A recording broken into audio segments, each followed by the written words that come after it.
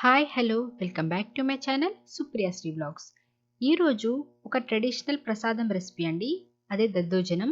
మనకు సేమ్ టెంపుల్లో ఉండే టేస్ట్ రావాలంటే ఎలా చేయాలో రెసిపీ చూద్దాం. ముందుగా ఒక గ్లాస్ బియ్యాన్ని వాష్ చేసేసుకొని ఒక అరగంట సేపు నానబెట్టాలి.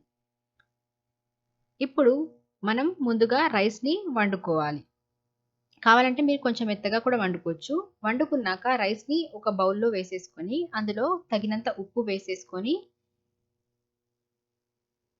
పెరుగు యాడ్ చేసుకుంటూ కలపాలి.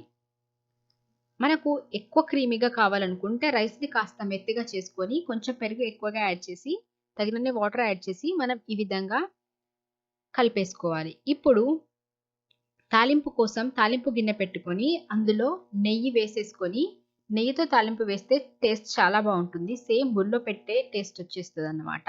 ఇప్పుడు తాలింపు కోసం మనము కొంచెం శనగపప్పు, అలాగే కొంచెం మినపప్పు, ఆవాలు, జీలకర్ర, ఎండుమిర్చి, కరివేపాకు వేసేసుకొని, సన్నగా తరిగి పెట్టుకున్న పచ్చిమిర్చిని వేసేసి, అవంతా కలిసేలాగా ఈ విధంగా కాసేపు వేయించుకోవాలి.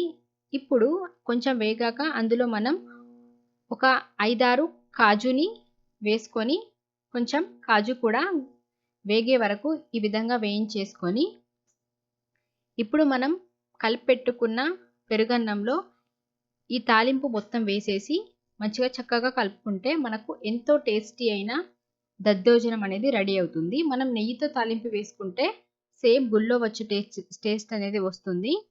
ఇప్పుడు కార్తీక మాసం కాబట్టి కార్తీక మాసంలో అయినా లేదంటే దీపావళి రోజు ఏ శుక్రవారం అయినా కూడా మనం లక్ష్మీదేవికి ఇష్టమైన దద్దోజనాన్ని పెట్టాలనుకున్నప్పుడు ఈ విధంగా ట్రై చేసి ఒకసారి రెసిపీ ఎలా వచ్చిందో కామెంట్ సెక్షన్‌లో చెప్పేయండి. వీడియో గనుక మీకు నచ్చినట్టయితే లైక్ చేయండి, షేర్ చేయండి. అలాగే మన ఛానెల్‌ని సబ్స్క్రైబ్ చేసేసుకోండి.